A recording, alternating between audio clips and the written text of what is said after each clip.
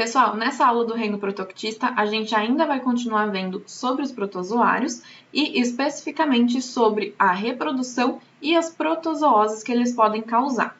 Para relembrar um pouquinho, vamos falar então dos 4 grupos que toda a alta diversidade dos protozoários são divididos.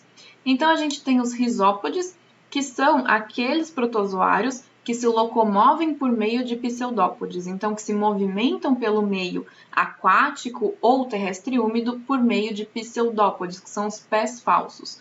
Os rizópodes são conhecidos como as amebas. Os ciliados se locomovem por meio de cílios, então eles têm uma movimentação muito mais rápida. Os flagelados se locomovem por meio dos flagelos, então podem ter um ou vários flagelos. E os esporozoários, eles simplesmente não se locomovem. Eles têm uma estrutura muito especializada, que é o complexo apical. Eles geralmente são parasitas justamente porque eles não conseguem se movimentar para procurar o próprio alimento. Por isso, eles precisam parasitar outros seres. Então, vamos lá. Falando sobre as reproduções dos protozoários. A gente tem a reprodução assexuada, que é dividida em divisão binária ou divisão múltipla. A divisão binária é aquela bem simples, na qual uma célula aumenta de tamanho, duplica o material genético, duplica suas organelas, duplica toda a sua estrutura, para que ela possa, em algum momento, se dividir ao meio. E aí, uma única célula se divide em duas. A divisão múltipla é um processo muito similar, mas não é a célula que aumenta de tamanho, e sim o núcleo. Então, o núcleo ele vai aumentar de tamanho, ele vai duplicar o material genético e se dividir em diversos outros núcleos dentro de uma mesma célula. Depois, quando esses núcleos estiverem completamente finalizados, completamente prontos, eles vão então começar a fazer a divisão do citoplasma e da membrana plasmática. Assim, cada núcleozinho vai ficar com um pouquinho de citoplasma e um pouquinho de membrana plasmática protegendo eles, e essas células então vão poder se desenvolver e aumentar de tamanho. A reprodução sexuada é realizada por meio da conjugação e o maior exemplo disso é nos paramécios. Nos paramécios, lá nos ciliados, a gente viu que existia 2 tipos de núcleo. O micronúcleo, menorzinho, responsável pela reprodução, e o macronúcleo maior, responsável pelas funções vitais desse organismo aqui, desta célula. Agora a gente vai entender como que esses micronúcleos vão se comportar durante a reprodução sexuada por conjugação. Então, aqui existem 2 indivíduos diferentes, e aí eles têm materiais genéticos diferentes, tá? Então, um material genético está sendo representado por azul e outro por vermelho. Eles vão conjugar, ou seja, eles vão ficar muito próximos um do outro, realmente se encostando.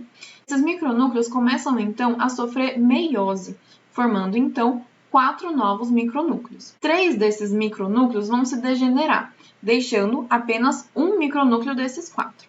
O processo seguinte é que esse único micronúcleo que sobreviveu vai se duplicar. Por isso, nesse desenho, a gente tem 2 micronúcleos de cada indivíduo. Logo depois, agora que esses micronúcleos se duplicaram, eles vão poder ser conjugados, eles vão poder ser trocados, tá bom? Então, agora, cada indivíduo tem o material genético do outro. Esses micronúcleos, eles vão se fundir, então no desenho aqui, um micronúcleo azul com um micronúcleo vermelho, gerou um micronúcleo verde, tá? Então, isso significa que é um novo material genético. Esse novo micronúcleo, que agora é verde, vai então sofrer algumas mitoses. Algumas dessas células vão se juntar e formar um novo macronúcleo, porque durante esse processo o macronúcleo foi desaparecendo, ele também foi se degenerando. Então, a partir da junção de alguns micronúcleos, o macronúcleo é formado novamente. Esses micronúcleos que sobraram, alguns vão ser degenerados e aí vai restar apenas um, formando então um novo indivíduo. Qual que é a grande importância disso daqui? Vocês percebem que nesse tipo de reprodução sexuada não existe formação de novos indivíduos? Existiu apenas trocas de material genético, tá? Não foi formada uma nova célula. A conjugação é muito importante por conta da alta variabilidade que ela promove. Então, se existiam 2 organismos diferentes, eles trocaram material genético e agora esses 2 mesmos organismos possuem novos materiais genéticos. E aí eles podem entrar em um novo processo de conjugação e o material genético vai ficando cada vez mais diverso, mais variado. Sabendo como os protozoários se reproduzem, agora a gente pode entender quais são as protozooses, ou seja, as doenças que são causadas pelos protozoários. Os protozoários que causam doenças são sempre parasitas, porque eles vão sempre entrar, eles vão sempre parasitar um outro ser vivo, e aí lá dentro os protozoários vão se beneficiar enquanto eles prejudicam esse outro ser vivo. Quando isso acontece, eles vão gerar algumas doenças. A gente vai entender quais são as principais delas, ver também quais são os protozoários que causam essas doenças, mas antes disso, a gente precisa entender alguns termos que eu vou utilizar quando eu estiver falando de protozooses. Então, o primeiro deles é que hospedeiro é aquele organismo que abriga um parasita. Então, o hospedeiro é o organismo afetado pelo parasita, tá bom? É aquele ser vivo que vai realmente guardar ali, servir de casa para o parasita, que é o que a gente está falando aqui dos protozoários. Então, a gente tem alguns tipos de hospedeiros. O hospedeiro definitivo, o intermediário e o vetor. O hospedeiro definitivo é aquele ser vivo que vai abrigar o parasita na fase adulta, na forma adulta dele, quando esse protozoário consegue fazer a reprodução sexuada, tá? Então, ele consegue fazer troca de materiais genéticos dentro daquele ser vivo. O hospedeiro intermediário, ele vai apresentar o parasita naquela fase menos madura. O protozoário, por exemplo, acabou de nascer, então ele está numa fase larval, bem juvenil. Nessa fase, ele não consegue fazer trocas de materiais genéticos, mas ele consegue se reproduzir de outra forma, que é a forma assexuada, por clones, por exemplo, a divisão binária ou a divisão múltipla. E a gente tem o hospedeiro, que é chamado de vetor, e nesse hospedeiro, o parasita ou protozoário, ele não se desenvolve e também não faz nenhum tipo de reprodução. O protozoário vai ficar apenas sobrevivendo dentro deste vetor, porque geralmente ele vai transportar o parasita ou protozoário para um hospedeiro definitivo, porque é aqui que o protozoário vai conseguir fazer a sua reprodução sexuada e fazer a manutenção da espécie. Ele vai conseguir garantir que a espécie vai sobreviver. Então, o hospedeiro definitivo para um parasita, para um protozoário, é muito, muito, muito importante. O hospedeiro, chamado de reservatório, é basicamente a mesma coisa que um hospedeiro vetor. Só que ele tem esse nome específico porque os protozoários que estão dentro desse ser vivo, que é o hospedeiro reservatório, vão ter a capacidade de afetar especificamente os seres humanos, tá? Então, para ficar um pouquinho mais claro para vocês, o hospedeiro definitivo sempre vai ser aquele no qual o parasita, o protozoário, vai conseguir se reproduzir sexuadamente, para fazer a manutenção da espécie. O hospedeiro intermediário vai ter a reprodução assexuada do protozoário e o vetor vai ser responsável por fazer o transporte. Em alguns casos, em algumas protozooses que a gente vai ver, a gente vai perceber que o hospedeiro intermediário pode também ser caracterizado como hospedeiro de vetor, porque no vetor, alguns protozoários vão se reproduzir assexuadamente apenas para que eles tenham um crescimento da população dentro daquele hospedeiro. O hospedeiro intermediário ou o hospedeiro vetor, ele não vai ficar afetado, ele não vai ter sintomas de doenças, porque a infecção só vai acontecer quando o protozoário estiver na fase adulta, tá? A doença de Chagas é causada pelo Trypanosoma cruzi, que é um protozoário flagelado. O hospedeiro definitivo é o ser humano e também tem alguns outros mamíferos, e o hospedeiro intermediário e que também transporta esses protozoários, ou seja, que também é o vetor, é um inseto que a gente conhece com o nome popular de barbeiro. Algumas características desses insetos são bastante importantes para que a gente entenda como que essa doença realmente acontece. Então, esse inseto, ele é hematófago, quer dizer que ele se alimenta de sangue. Ele tem alguns hábitos noturnos, então ele geralmente sai para se alimentar de noite e ele é muito atraído pelo gás carbônico. Então, quando a gente respira, a gente solta gás carbônico, né? E aí, nessa região do rosto, então, que tem bastante gás carbônico, os barbeiros preferem fazer a alimentação deles ali. Então, eles picam os seres humanos mais ou menos nessa parte aqui do rosto, que tem a bochecha, tá? A nossa boca, porque é no nosso trato respiratório. Então, ele é bastante conhecido como barbeiro por causa disso, porque ele pica nessa região da barba. A transmissão dessa doença é exatamente relacionada à interação com esse inseto. Então, quando o barbeiro pica o rosto da pessoa, geralmente de noite, quando ela está dormindo, ele vai se alimentar do sangue da pessoa, só que ao mesmo tempo que ele está se alimentando, ele também defeca. As fezes dele são contaminadas pelos protozoários, o Trypanosoma cruzi. Quando a pessoa, então, sente a coceira, porque fez uma ferida, né, já que esse inseto estava picando a pessoa, ela coça. O ato de coçar faz com que as fezes contaminadas possam entrar no lugarzinho da picada, na ferida aberta. E aí é dessa forma que os protozoários entram no corpo do ser humano. Os sintomas são febre, inflamação e dor nos gânglios, inchaço nos olhos, quando a picada é muito próxima, né, dessa região. Então, são os sintomas mais tranquilos da doença. Quando os protozoários estão há muito tempo dentro do nosso corpo, ali parasitando, pode levar até anos, e essa doença não for tratada, existe a chance desses protozoários se instalarem na musculatura. E aí pode acontecer deles se instalarem na musculatura do intestino, do esôfago e também do coração. Por isso que quando a gente pensa em doença de Chagas, a gente lembra daquele mega coração, né? Aquele megalocoração.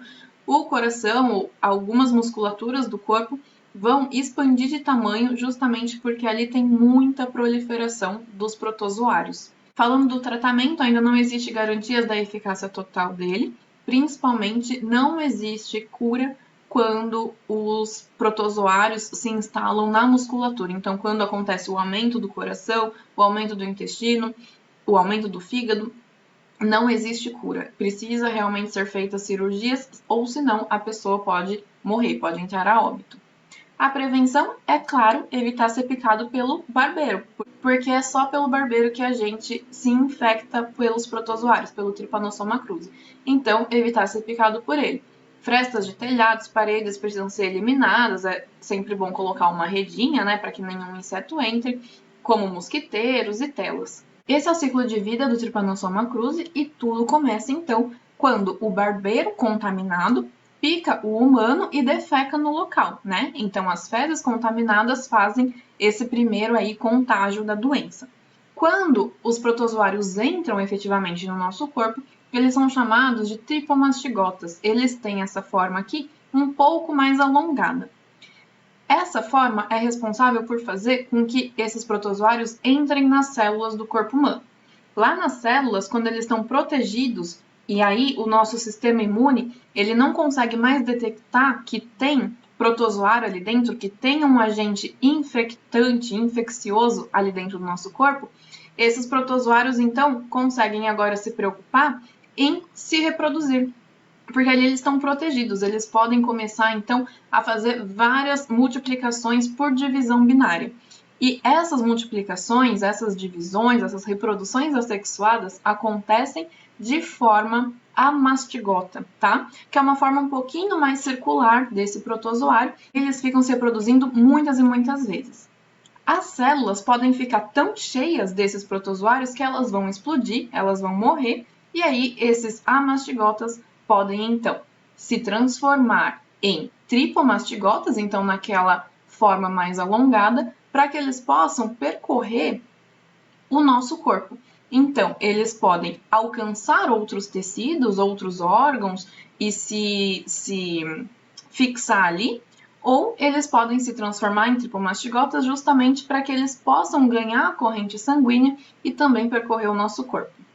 Quando eles ganham outros tecidos, eles vão se transformar novamente em amastigotas, e aí o ciclo continua. essa reprodução fica muito intensa, a célula explode e aí os amastigotas podem se transformar de novo em tripomastigotas para ir ganhando cada vez mais espaço no nosso corpo. Quando esses tripomastigotas estão na nossa corrente sanguínea, quer dizer que no caso de um barbeiro saudável picar a gente, agora nós estamos infectando o barbeiro, porque ele vai chupar esse sangue, ele vai se alimentar desse sangue que está infectado, que está contaminado. Então, é essa etapa que está sendo mostrada aqui. Os tripomastigotas, então, o protozoário que está dentro do barbeiro agora, eles vão para o intestino delgado e lá eles vão se transformar em epimastigotas. É mais um nomezinho ali. Por quê? Esse epimastigota é a forma de reprodução que vai ser viável dentro do barbeiro. Então, esses epimastigotas vão poder também se multiplicar ali no intestino do inseto, do barbeiro. Depois que eles se multiplicam, eles podem voltar a ser tripomastigotas e aí sim eles entram no intestino grosso do barbeiro. Eles estão prontos para ser evacuados e poderem contaminar outra pessoa. E assim o ciclo se fecha. A malária é a doença parasitária que mais mata no mundo. Quem causa essa doença, ou seja, o agente etiológico, é o Plasmodium falciparum ou Plasmodium vivax, e também existem algumas outras espécies, mas todas elas são do grupo apicomplexa. Lembra? É aquele grupo que não possui estrutura especializada de locomoção. Eles possuem, entretanto, o complexo apical, que é uma estrutura especializada em parasitar outros seres. O hospedeiro definitivo desses parasitas, desses protozoários e também vetor é a fêmea do mosquito Anopheles, que a gente conhece como mosquito prego. Curiosidade, é sempre o mosquito fêmea quem vai se alimentar de sangue, quem precisa picar e aí, consequentemente, vai transmitir a doença, porque são elas que precisam botar os ovinhos, né? Então precisa de muito nutriente, precisa do sangue mesmo para que elas consigam botar os ovos. Os mosquitos machos, eles vão se alimentar de plantas, então os mosquitos machos, eles não picam os seres humanos e nem outros animais. O hospedeiro intermediário, que também é um reservatório, somos nós, seres humanos. Uma outra curiosidade é que Plasmodium falciparum é muito mais atuante, essa espécie aqui de protozoário, lá na África. Então, quando a gente ouve malária e entende o quão grave essa doença é, a gente está falando de tudo o que acontece na África, justamente porque lá tem o Plasmodium falciparum, que ele é muito mais potente, ele é muito mais perigoso do que os outros tipos de plasmódiums. Aqui no Brasil, por exemplo, na Amazônia, existem também vários casos de malária, mas aqui no Brasil, o protozoário ele já é um pouco mais fraquinho, a gente não escuta muitas mortes aqui no Brasil por malária, mas lá na África, sim, e é por isso que é uma das doenças parasitárias que mais matam no mundo, justamente porque lá na África é muito perigosa. A transmissão acontece por meio da picada do mosquito fêmea Anopheles e, claro, ela precisa estar infectada pelo protozoário. Os sintomas são febre alta, intermitente, calafrios, tremores, muito suor, dor de cabeça, vômitos, cansaço, falta de apetite, e aí pode também evoluir para alguns sintomas mais graves, causando a morte. O tratamento é especializado, então cada espécie de Plasmodium tem um remédio específico, tá? A prevenção é evitar o contato com esse mosquito, então uso de mosquiteiros, roupas que protejam pernas e braços quando o ser humano está entrando na mata, telas em portas, janelas, usar repelente, tudo isso ajuda a prevenir essa doença. E o ciclo de vida é esse daqui. O mosquito fêmea infectado vai picar o ser humano e liberar a forma de esporozoítos dos protozoários dentro do ser humano. Esses esporozoítos, eles entram na corrente sanguínea e vão direto para o fígado. Lá no fígado, eles se modificam para merozoítos. E essa daqui é a forma que os protozoários têm de se reproduzirem. Então, eles vão entrar em algumas hemácias e vão se reproduzir muito, até explodir essas hemácias e liberar vários novos protozoários dentro da nossa corrente sanguínea.